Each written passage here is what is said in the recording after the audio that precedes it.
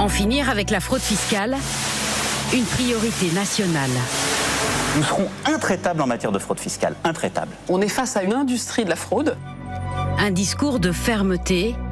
Pourtant, l'État se refuse à mettre fin à une fraude sophistiquée qui ferait perdre à la France des milliards d'euros de recettes fiscales par an. Récit d'une partie d'échecs qui oppose les parlementaires, l'État et la fine fleur des banques françaises. Ce matin-là, ce sénateur républicain spécialiste des finances publiques s'invite par surprise au ministère de l'économie pour demander des comptes. Selon ses propres mots, le ministre aurait saboté une loi contre une fraude fiscale. Il manque des éléments. Ouais, il manque des éléments, j'ai besoin d'en avoir davantage. Ça va embarrasser le ministre quand même, cette visite. C'est pas le sujet d'embarrasser le ministre, c'est la vérité qui m'importe. Avec ce contrôle, le sénateur espère mettre fin à un scandale qui dure depuis 7 ans. La justice soupçonne une fraude fiscale organisée par plusieurs établissements bancaires. Ce qui est reproché, avoir utilisé une combine pour arnaquer le fisc. Et on va parler du casse du siècle.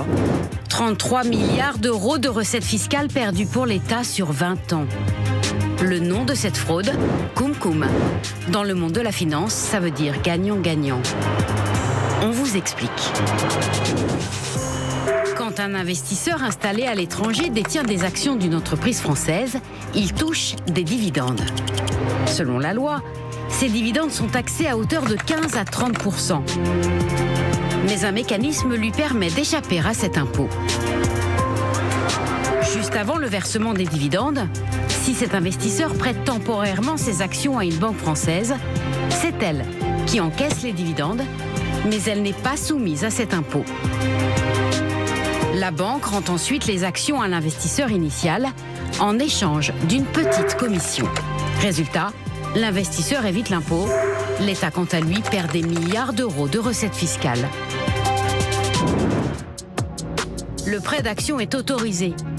Mais le faire au moment du versement des dividendes pour échapper à l'impôt, ça, c'est illégal. Un acteur direct de cette fraude va nous le confirmer. Un courtier qui joue les intermédiaires entre les banques et les investisseurs. Quand on voit des pics de volume phénoménaux autour de ces actes, paiement de dividendes, sur des durées qui peuvent être aussi courtes qu'une journée, c'est-à-dire qu'on achète le lundi, on vend le mardi, ça prouve que quand même le but et l'intention, c'est purement et simplement le dividende.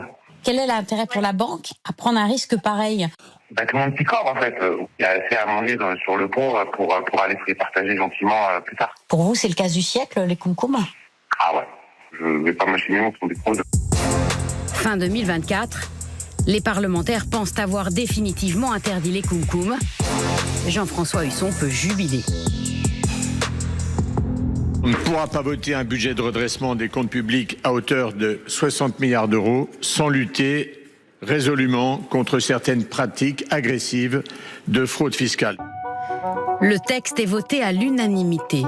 Désormais, même s'il a confié ses actions à une banque ou un courtier, l'investisseur ne pourra plus échapper à l'impôt.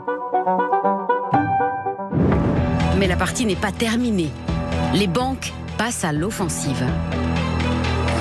Selon un document interne que nous avons pu consulter, elles demandent à Bercy de prévoir des cas de non-application de l'impôt. Quelques semaines plus tard, les services du ministère de l'économie recommandent à leur ministre de dire non aux banques, afin d'écarter tout risque que l'administration ou le gouvernement ne soit perçu comme revenant sur la volonté du législateur. L'administration pointe par ailleurs un risque polémique sévère. Pourtant, le ministre passe outre. En avril, Bercy modifie la loi anti-Koum-Koum avec un paragraphe qui change tout. Lorsque les titres sont échangés sur un marché réglementé, la banque n'a pas l'obligation d'identifier le bénéficiaire effectif. En clair, il suffit aux banques de prétendre ne pas connaître l'investisseur installé à l'étranger pour que celui-ci échappe à l'impôt. Pour Jean-François Husson, c'est un torpillage de la loi. Voilà pourquoi il vient exercer son droit de contrôle. Le gouvernement a à nouveau contourné la volonté du législateur. Donc ça n'est pas entendable, sauf erreur de ma part.